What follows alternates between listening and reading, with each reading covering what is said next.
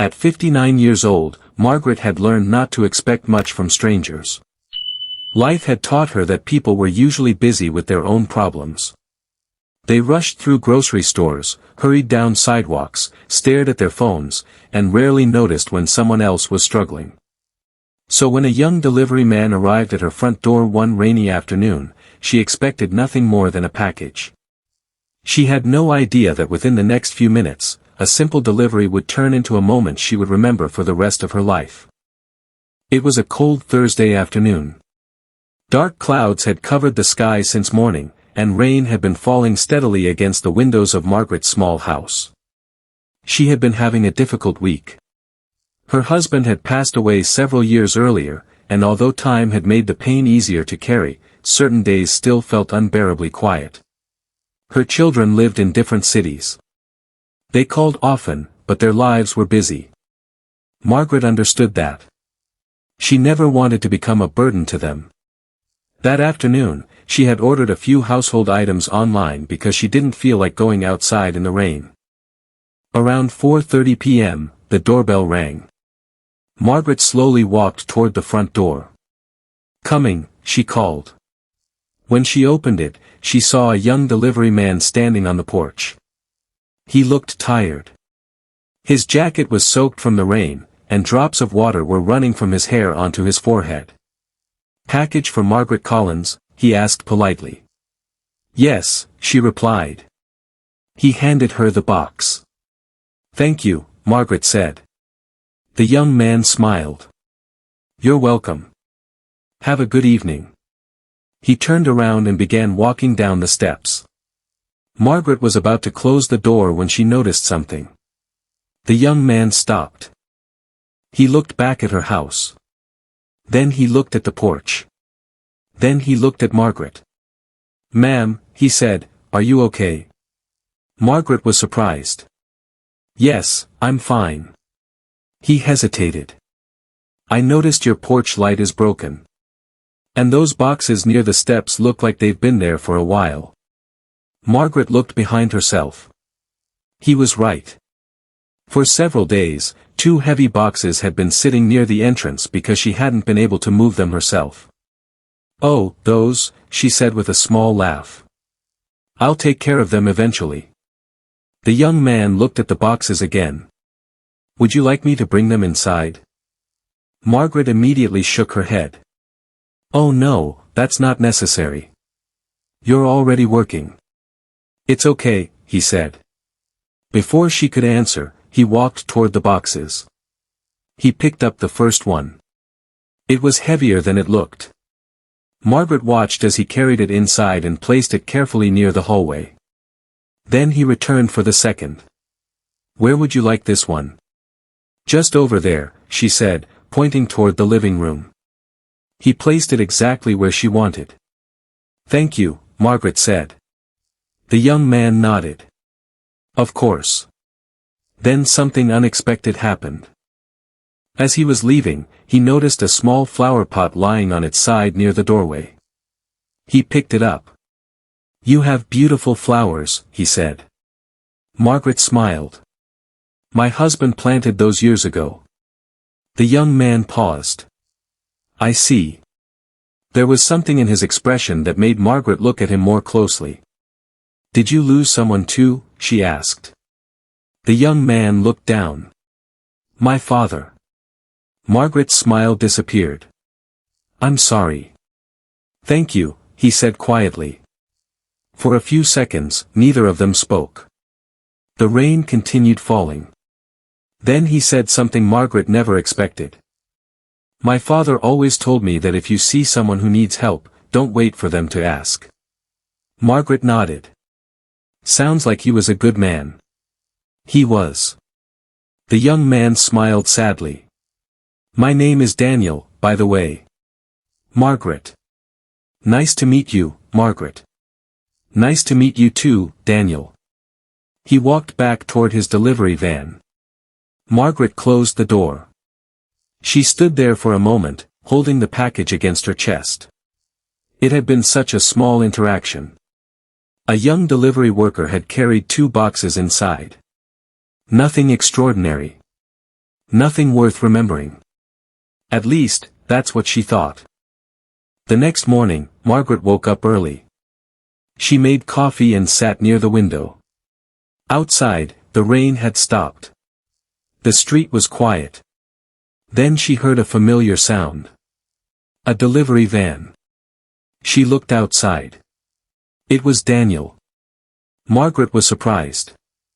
He wasn't scheduled to deliver anything to her. A few minutes later, the doorbell rang.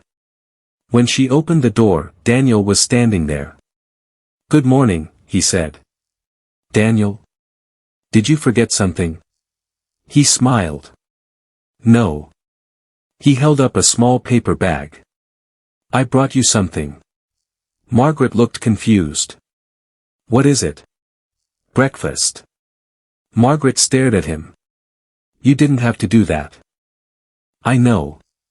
He handed her the bag. "I was passing by a bakery and remembered you said you lived alone." Margaret's eyes immediately filled with tears. She tried to hide them. "Daniel. It's just breakfast," he said quickly.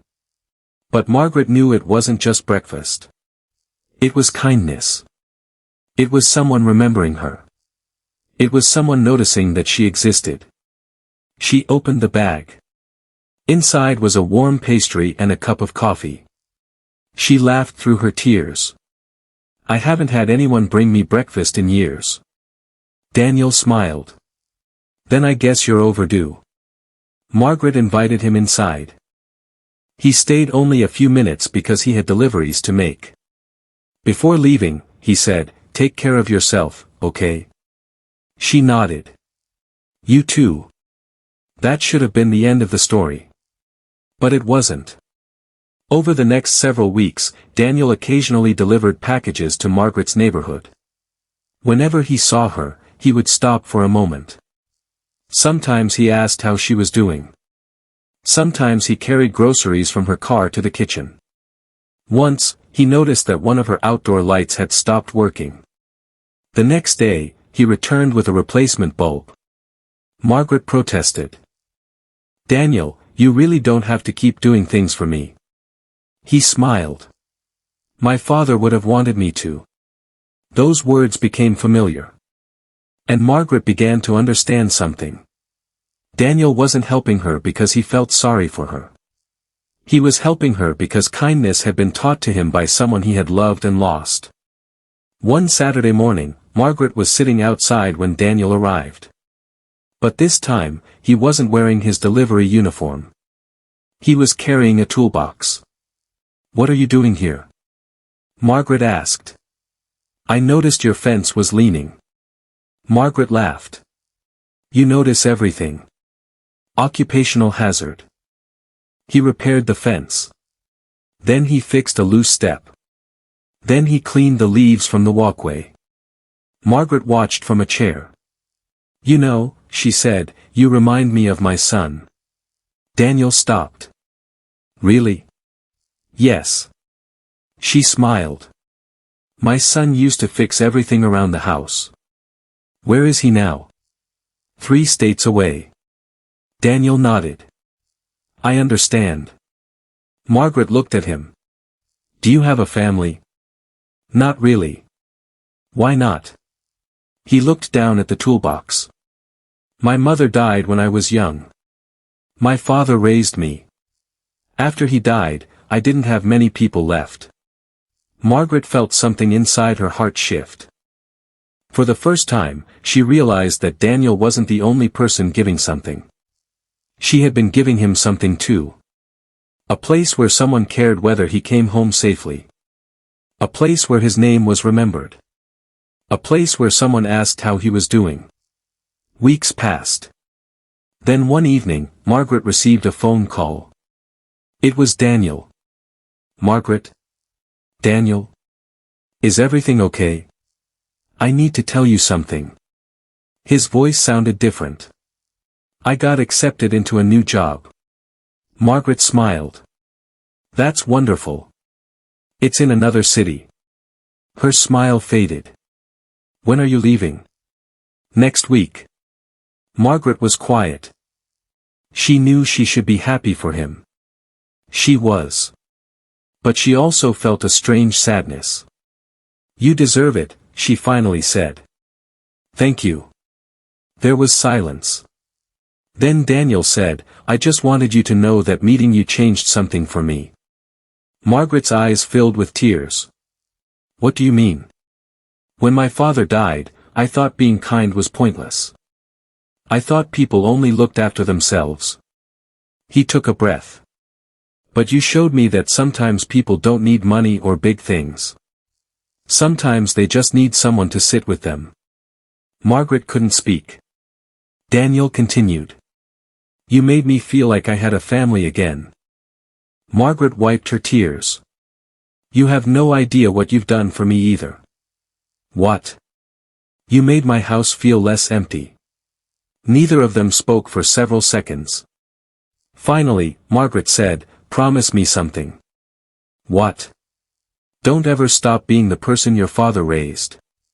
Daniel smiled. "I promise." A week later, Daniel came to say goodbye. Margaret had prepared something for him.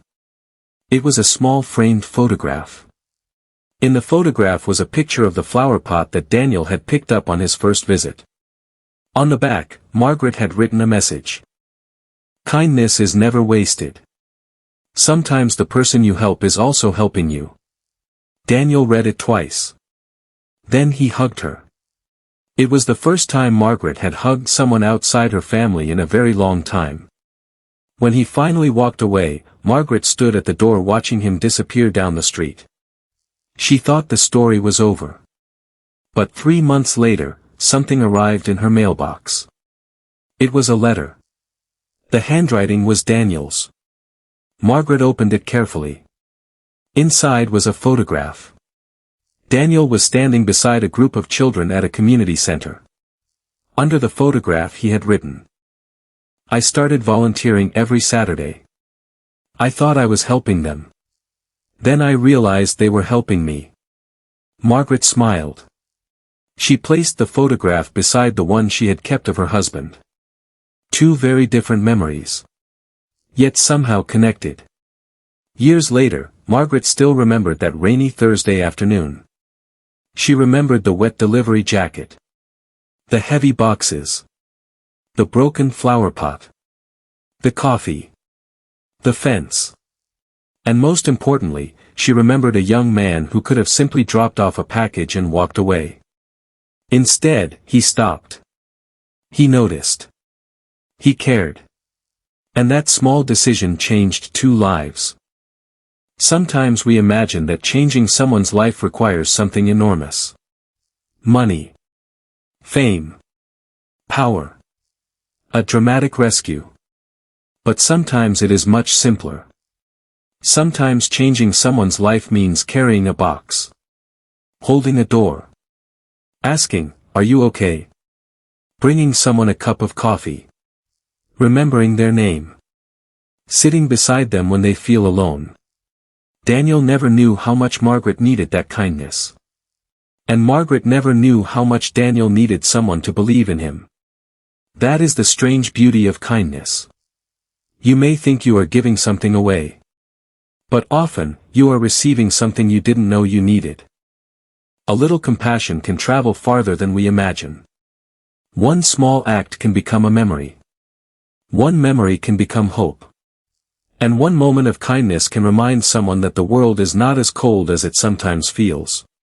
Margaret was 59 when a young delivery man stopped at her door. She thought he was only delivering a package.